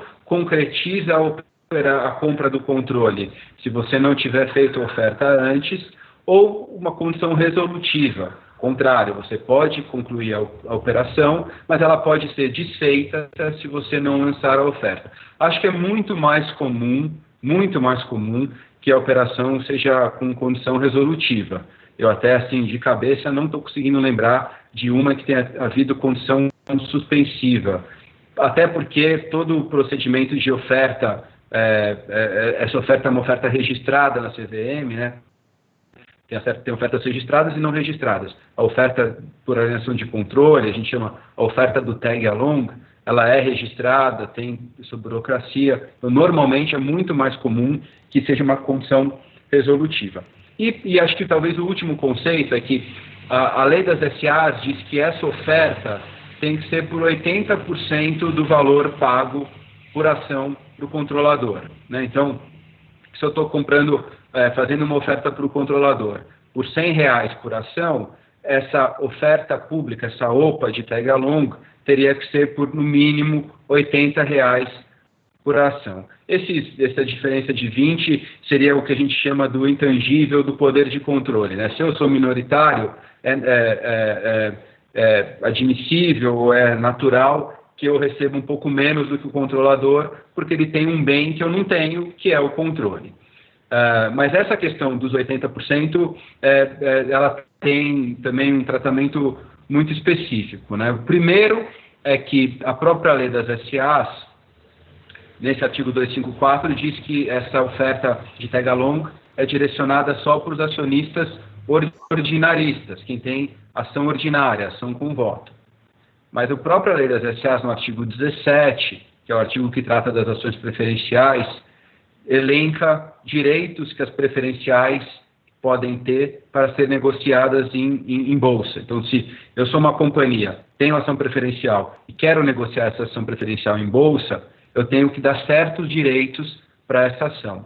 Um dos direitos que eu posso dar é justamente o direito de participar dessa oferta de tag along. E é muito comum, eu acho que é talvez até o direito mais comumente dado a uma ação preferencial para ela ser negociada em bolsa, é o direito de participar da oferta de tag along. E, talvez para terminar aqui a questão da alienação de controle, lembrar de que a bolsa, né, a B3, tem segmentos de governança diferenciados, que são os que a gente chama o novo mercado, o nível 1 e o nível 2, e nos regulamentos do novo mercado, do nível 2 e do nível 1, existem disposições que mexem com essa questão dos 80%. Por exemplo, no caso do novo mercado, uma companhia, para ser listada no novo mercado, tem que conferir aos minoritários tratamento igual ao controlador. Então, no caso de uma companhia aberta, listada no novo mercado, essa OPA de tag along, essa OPA por alienação de controle, tem que oferecer 100% para o minoritário, o mesmo preço que ofereceu para o controlador. No nível 2 é assim também, se eu não me engano. Acho que no nível 1 não, mas também aí um pouco de prática, né? O que o pessoal brinca, que é o que os investidores esperam de uma companhia que vai para o nível 1, é o que eles chamam de nível 1 vitaminado, que é o nível 1 com direitos de nível 2, com direitos de novo mercado, e entre esses direitos, normalmente tem também o tag along de 100%. Não é obrigatório, tem muita companhia de nível 1 que mantém aí os 80%. Mas esse, então, como vocês podem perceber, é todo um regramento para beneficiar, para proteger o minoritário, para estender ao minoritário o direito de participar de uma alienação de controle. Um outro instituto... Marcelo, só para falar, João? Eu acho que a gente não falou, e não está expresso aqui na nossa apresentação, que o artigo 254A, ele se aplica como uma proteção ao minoritário, um direito do minoritário, apenas nas companhias abertas. Então, nas companhias fechadas, não há essa previsão. Então, o acionista minoritário de uma companhia fechada, ele teria que buscar essa proteção através de um acordo de acionistas negociado no momento do ingresso dele, onde ele pode pedir para ter o direito chamado de tag along, de vender junto com o controlador, nas condições que ele negociar, mas a lei não tem nenhuma previsão para esse tratamento igualitário do controlador no caso de controle, para companhias fechadas. Verdade, ótimo ponto. Como eu falei, a companhia é muito comum, para não dizer que é quase unânime, que em companhias fechadas, em que você tem mais de um grupo, você vai encontrar um acordo de acionistas, né? Os direitos da lei para um acionista minoritário de uma companhia fechada são tímidos, né? São muito limitados. É muito comum, para dizer que deve ser quase unânime, que você tenha um acordo de acionistas, e aí, como o João disse, essa proteção do direito de tag along também é muito comum. Um outro instituto que também lida aí com a questão de compra de controle, também no ambiente de companhia aberta, e também tem um intuito de proteção dos minoritários, é o 256. É um artigo que prevê que determinadas aquisições de controle feitas por companhia aberta, então eu sou uma companhia aberta e estou comprando controle de uma outra companhia, que não precisa ser aberta, pode ser uma companhia aberta, pode ser uma companhia fechada, pode ser uma limitada, mas a compra do controle de uma outra companhia por uma companhia aberta, dependendo da circunstância, precisa ser aprovada pelos acionistas. E é isso que dispõe o 256. Que circunstâncias são essas que fazem essa operação precisar de aprovação pelos acionistas? Essa aquisição ser relevante. Então, é óbvio, você está comprando uma companhia pequenininha, não está pagando nada, um negócio que, né, você pega uma companhia, vamos pensar aqui numa Vale do Rio Doce, companhia gigante. Se ela vai comprar uma coisa mínima, uma mineradorazinha, um negócio mínimo, provavelmente não vai ter que passar pelo 256. Mas se é uma operação importante, ela vai ter que ser aprovada. O que o 256 diz de balizamento para dizer se é uma compra importante ou não? São dois critérios. Um é se é um investimento relevante. E o investimento relevante, aqui simplificando um pouco, é se esse investimento vai ser mais do que 10% do patrimônio líquido da companhia aberta compradora, ele é uma compra relevante, vai ter que ser aprovada pelos acionistas. Ou o outro critério é um critério que, tentando também traduzir, é um critério que faz com que, se você está pagando caro, é um critério que você tem uma metodologia de cálculo, se o preço pago por ação supera 1,5 vezes o maior de 3 critérios. É complicado, mas, de novo, em última instância, se você está pagando caro, se é um pagamento relevante, isso também pode fazer com que você tenha que aprovar essa aquisição numa assembleia da companhia aberta. Aí acho que tem mais dois conceitos importantes. Um é que essa aprovação pode ser prévia ou também uma ratificação, um pouco parecido com o conceito da alienação de controle, né, de contratação com condição suspensiva ou resolutiva. É um pouco parecido, porque você pode ou aprovar previamente a aquisição, ou você pode ratificá-la depois. Também muito mais comum a ratificação, até por questões de confidencialidade, né, quando você convoca uma assembleia numa companhia aberta, você tem que divulgar um bando de informação, você não pode fazer uma divulgação se você ainda não contratou a compra do controle dessa companhia, vai vazar a informação. Então, normalmente é uma ratificação que acontece posteriormente.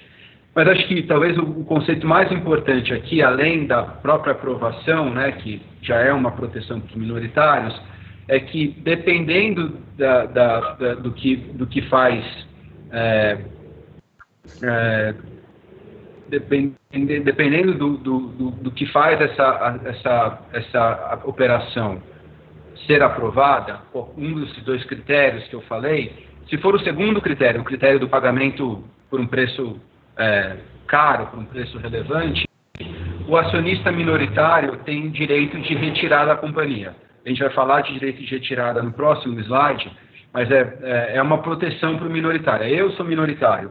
A Vale do Rio Doce propõe aqui a aquisição de uma companhia, o controle de uma outra companhia. A operação é relevante, o preço por ação é caro. Eu não estou de acordo, eu posso ser derrotado na Assembleia, sou minoritário, não vou poder fazer minha vontade prevalecer, mas eu tenho o direito de me retirar da companhia. Essa é uma proteção importante para o minoritário, o direito de poder ir embora e receber aí um valor pela sua ação. É óbvio que minoritária também tem outras saídas, propriamente vender em bolsa, mas tirando casos de companhias muito líquidas, como é o exemplo da Vale, que eu falei, mas tem outras que não são tão líquidas assim. E se você é um minoritário de 1%, 1,5% de uma companhia que não é tão líquida, não é fácil vender essa quantidade em bolsa. Até também não é o objeto aqui da nossa aula, mas tem regras na bolsa, né, de leilão para determinadas quantidades de ação. Então, não é tão fácil se desfazer de uma participação relevante minoritária numa companhia, e às vezes o recesso é uma proteção importante. E, por fim, tem o artigo 257, que é um artigo que determina que você pode também, você comprador que queira comprar o controle de uma companhia aberta, você pode fazer isso mediante o lançamento de uma oferta pública.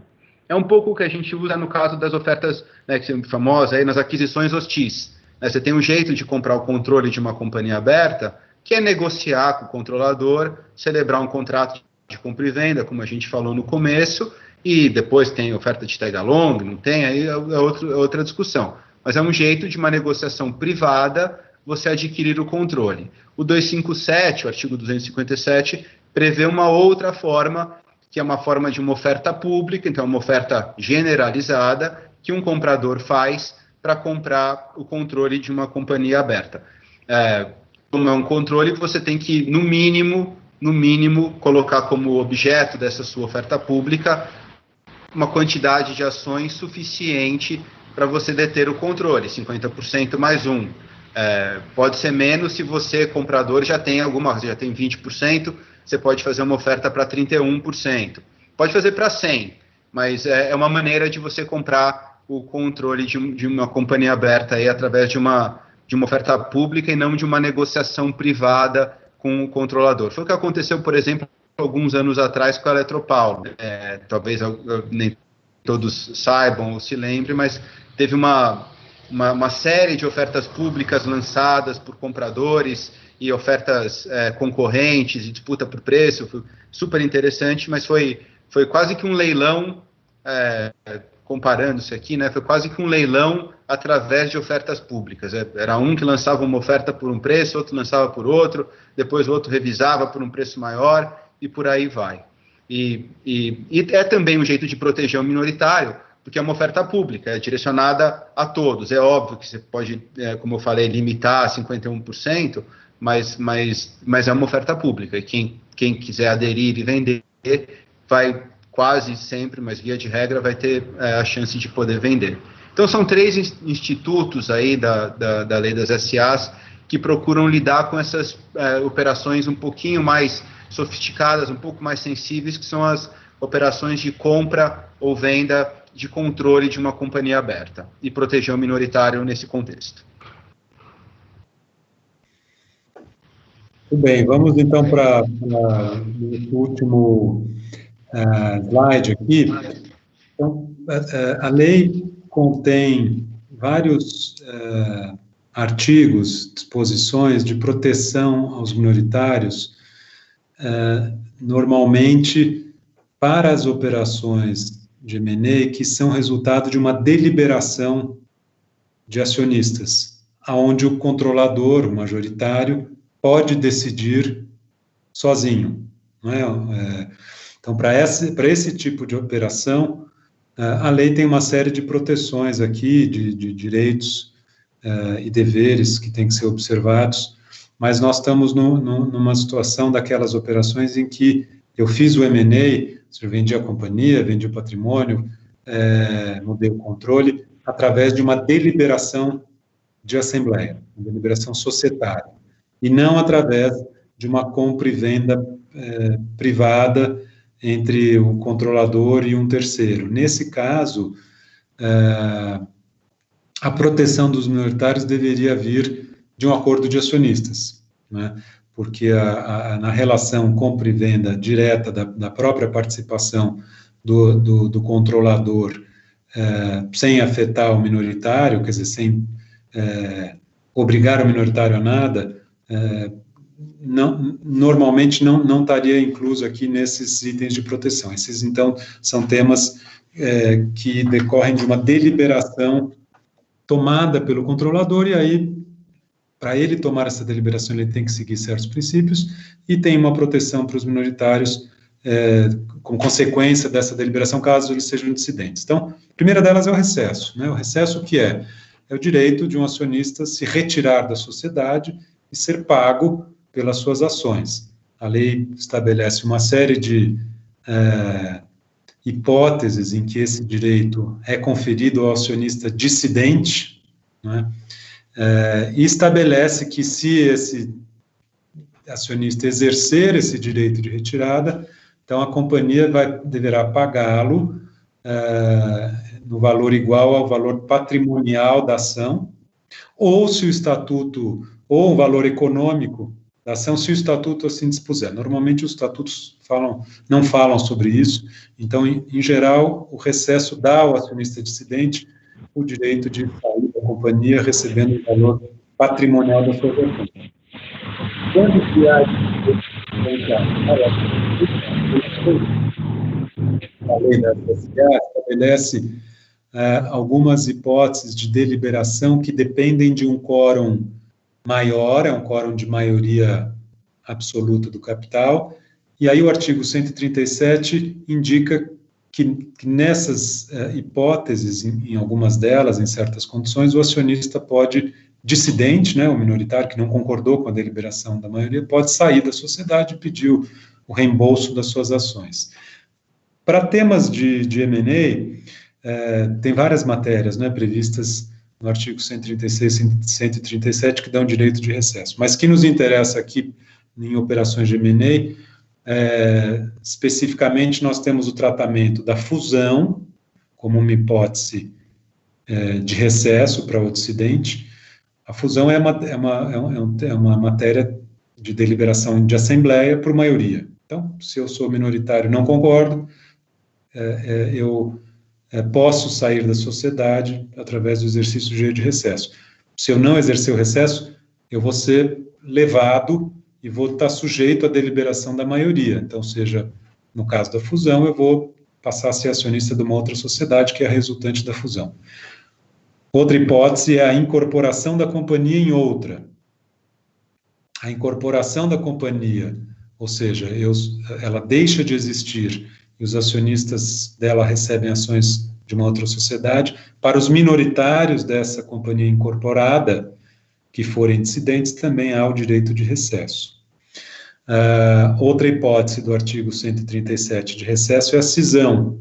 Então, se eu sou acionista de uma empresa e há uma deliberação de segregar o patrimônio da empresa em duas outras empresas ou mais, e eu sou dissidente dessa operação, porque eu não quero participar do patrimônio dividido, eu tenho direito de recesso, desde que essa cisão implique em uma mudança do objeto da companhia, ou uma redução do dividendo obrigatório, ou uma participação da sociedade em grupo. Então, a lei estabelece também essas condições para que o direito de recesso possa ser exercido no caso de cisão.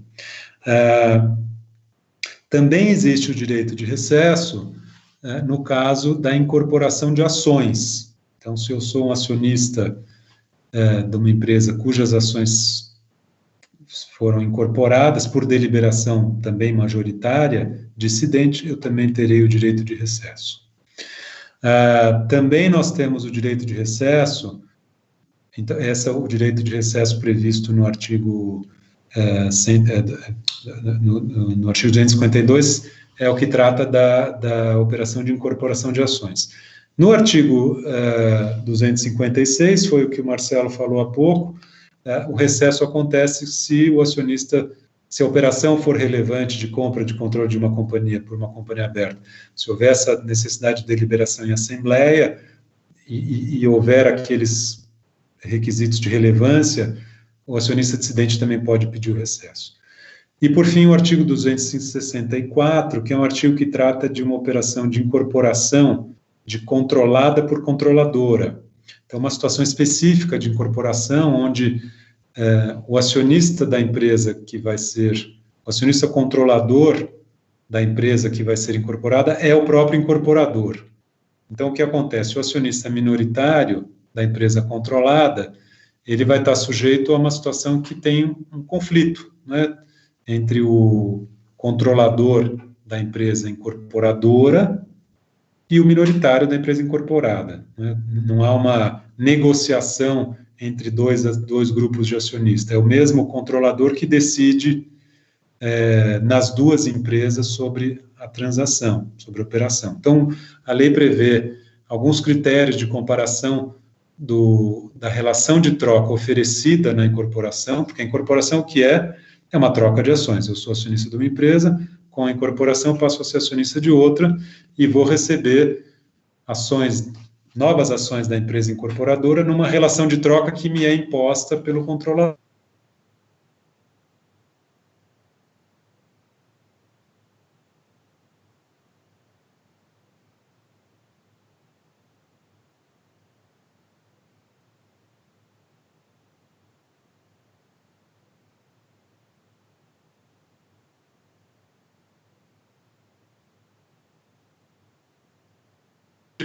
Recebendo o valor do reembolso, que é o valor patrimonial da empresa, ou o valor econômico, se o estatuto da empresa assim dispuser.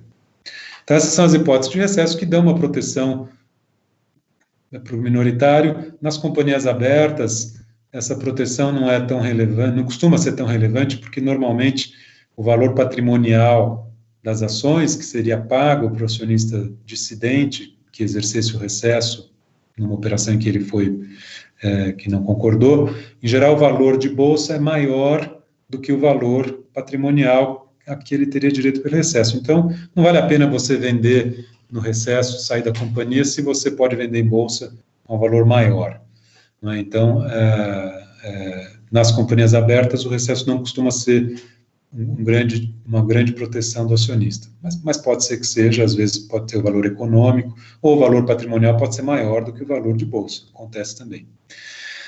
Um outro conjunto de regras que também protege o acionista minoritário são as regras de conflito de interesse e abuso de poder do controlador, que estão previstas no artigo 115 e 117. Então, a regra geral do artigo 115 é que o acionista não pode votar, não pode intervir numa deliberação em que ele tenha conflito de interesses. O artigo 117 trata do abuso do poder de controle, tipifica algumas hipóteses em que é considerado abusivo o exercício do voto do controlador.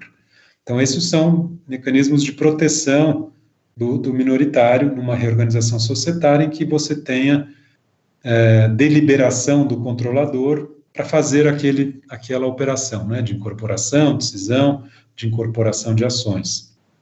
Um dos itens, inclusive, expressos aí de abuso de poder é promover a incorporação, a transformação, a liquidação, a cisão de uma empresa próspera numa outra empresa, né? Então, são normas de controle da conduta do acionista controlador na deliberação dessas operações de M&A por reorganização societária. E para os administradores também há regras de conflito de interesse, que está prevista no artigo 156 da lei, e regras de deveres fiduciários, que os administradores nessas operações de reorganização societária são parte também das operações, na medida em que eles participam das propostas, não é? A lei estabelece que propostas de reorganização societária, de incorporação, de fusão, de cisão, são propostas que passam pela administração, são aprovadas pelos administradores e são também submetidas aos acionistas. Então, evidentemente, a conduta dos administradores tem que seguir na proposição e na aprovação dessas operações esses deveres fiduciários que estão previstos na lei, no artigo 153 a 155, são os deveres de diligência, deveres de lealdade, deveres de preservar o interesse da companhia, e não apenas o interesse do acionista, não é, que elegeu o administrador, o dever de lealdade para a companhia, não usar em benefício próprio oportunidades da companhia, preservar sempre o interesse da companhia e não ter interesses próprios aí nas decisões, na conduta dele nas reorganizações societárias. Com isso, eu acho que a gente chega no fim aqui, a gente já consumiu bastante tempo da nossa previsão e a gente talvez possa atender algumas perguntas, se houver, e usar um pouco do tempo final aqui para uma troca de mais conteúdo com vocês, se houver interesse.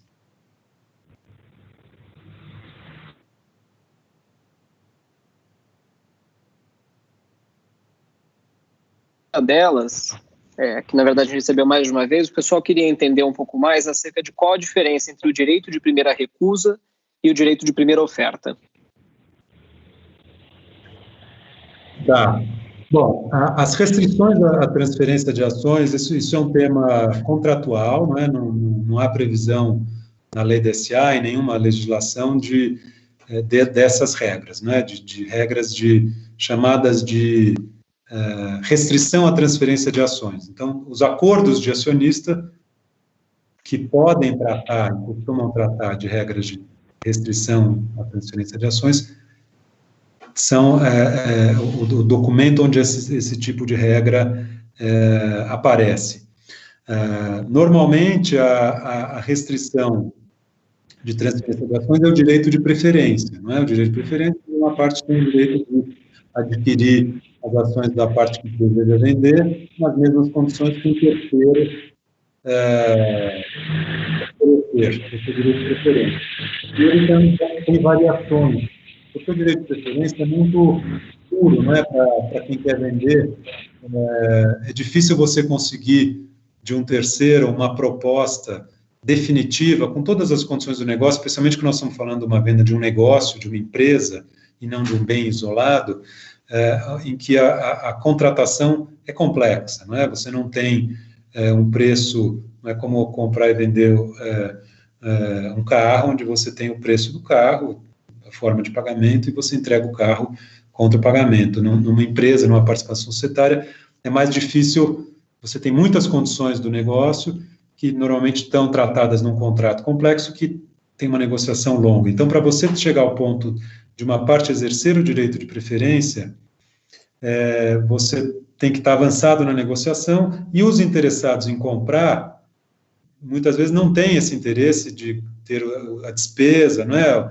O tempo e os custos de fazer a negociação e chegar num ponto já definido do negócio, e aí o sócio da parte que quer vender pode pagar R$1 a mais e comprar. Então, exercer a preferência tira o negócio desse terceiro que já teve todo esse gasto, esse investimento. Então, o direito de preferência costuma ser muito restritivo para quem quer vender, e então há variações dele, que é o direito de primeira oferta, ou direito de primeira recusa, que é uma suavização dessa restrição de venda, ou seja, facilita o vendedor ir a um terceiro vender a sua participação. Então, como é o direito de primeira oferta? O direito de primeira oferta é um direito que um sócio tem de fazer a primeira oferta para o acionista que quer vender a sua participação, antes que esse acionista, que esse sócio, vá ao mercado buscar uma proposta de um terceiro. Então, o acionista que quer vender informa ao seu sócio, quer vender, e permite ele fazer uma primeira oferta. Quem quer vender pode ou não aceitar essa oferta. Se ele não aceitar, ele tem o direito de ir buscar uma oferta de terceiro, e pode vender ao terceiro sem voltar ao seu sócio, desde que a oferta do terceiro seja melhor, né, seja mais vantajosa, em preço maior, em condições melhores do que a primeira oferta feita pelo sócio que tem esse direito previsto no acordo de acionistas. O direito de primeira recusa é muito incomum, mas seria uma variação. Então você tem a mesma coisa da primeira oferta, quer dizer, eu posso recusar, eu recebo de quem quer vender uma oferta, ao invés de pedir para quem quer, para o meu sócio fazer a oferta, fazer a primeira oferta, eu já, que quero vender, faço uma oferta para o meu sócio, e ele pode recusar, eu não quero comprar, e ele então o acionista que quer vender, pode vender para um terceiro, mas em condições que não sejam piores do que a oferta que ele fez de venda para o seu sócio. Então, acho que são essas as variações aí que eu vejo. Marcelo, você tem uma visão diferente desse tipo de cláusula? Não, perfeito. A gente tem uma outra questão aqui, João e Marcelo, que é sobre se o direito de preferência do acionista pode ser comercializado e adquirido por um terceiro.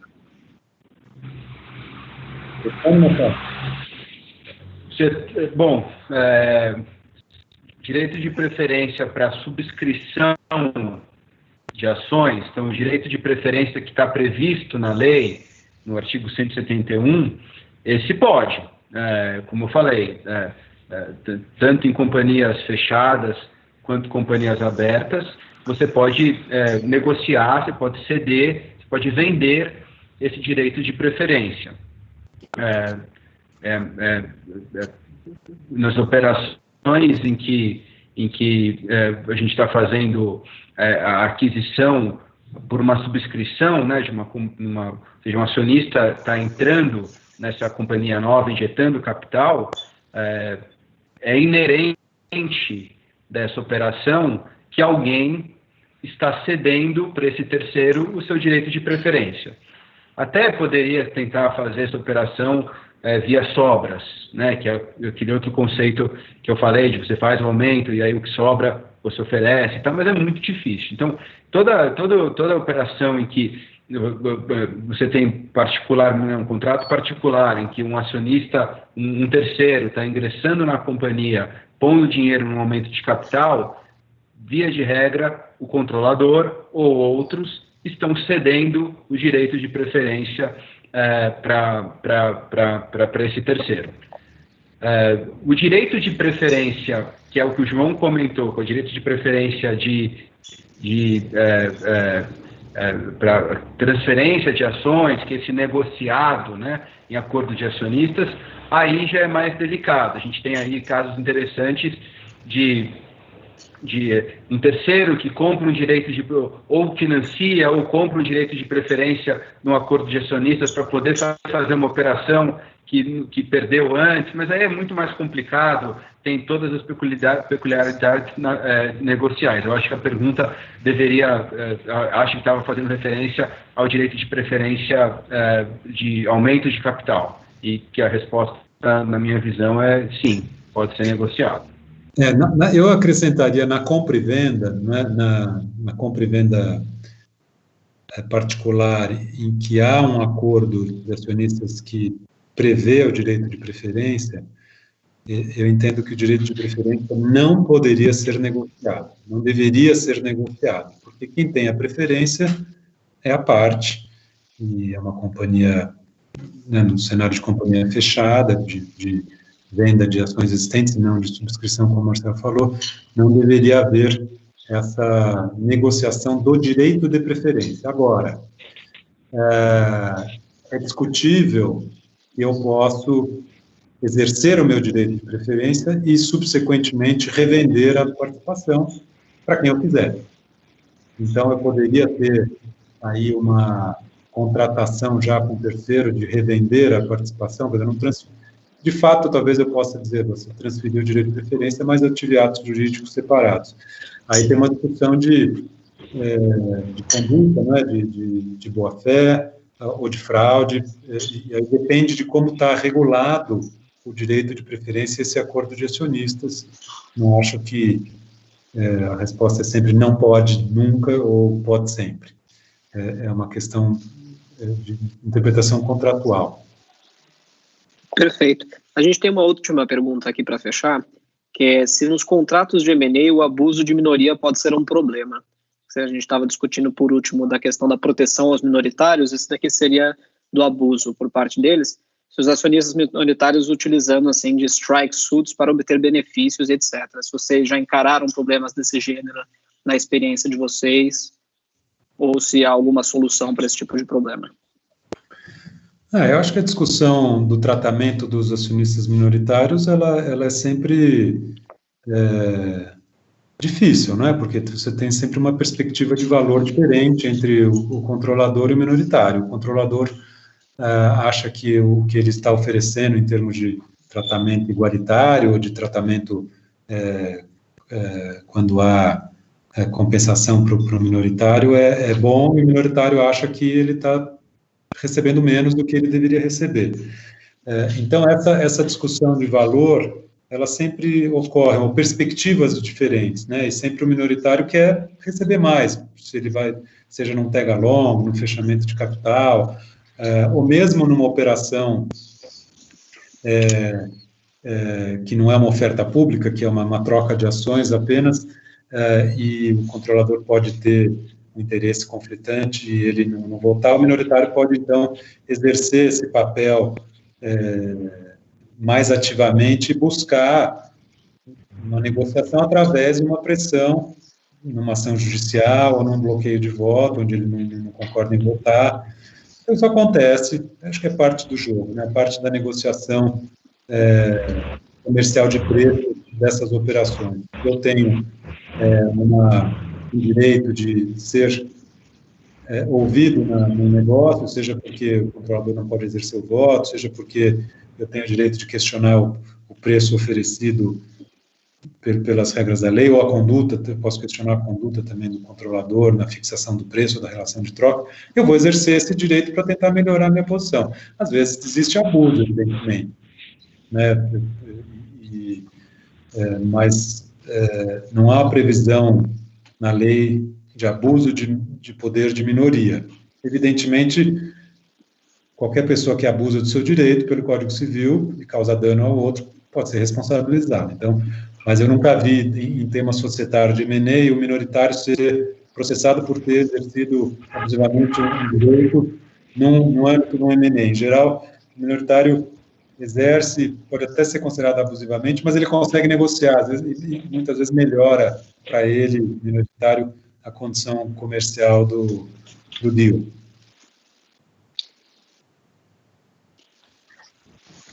Você tem alguma consideração em relação a isso, Marcelo? Eu estava lembrando só de casos específicos, né, da discussão interessante, né, acho que fechamento de capital, que é um negócio que a gente não falou aqui, né, mas também é uma oferta pública para fechar capital, tem lá aquela disposição de que acionistas minoritários, acho que com 5%, podem pedir a revisão do preço, é uma coisa que eles sempre fazem, sempre gera uma discussão, acaba honestamente dificultando muito o fechamento. A gente tem muito caso de cliente que prefere escapar da discussão do fechamento de capital, faz uma oferta voluntária, ou não fecha o capital, só para não ter que ter essa negociação com o minoritário de preço, né? E teve o caso recente da Eneva, né, que também é interessante, da oferta que eles fizeram para a compra da AES Tietê, que ia ser feita via incorporação, e que, por uma questão do regulamento do novo mercado, ou do nível, acho que do nível 2, conferia direito de voto às preferenciais para essa matéria.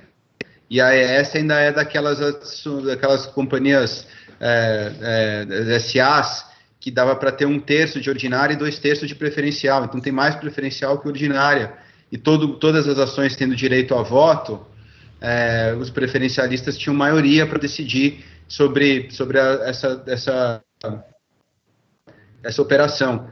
E aí teve, né, um debate, o controlador disse que não tinha cabimento os preferencialistas decidirem por uma coisa importante como essa operação. Por outro lado, os preferencialistas dizendo, olha, eu só estou nessa situação porque você, controlador, deixou, você podia ter mudado o estatuto, você podia ter feito várias outras coisas, você tinha o poder de evitar que essa situação chegasse aonde chegou e você não evitou, e agora eu tenho direito de voto. Infelizmente a oferta foi retirada, a gente não sabe como ia se decidir, né?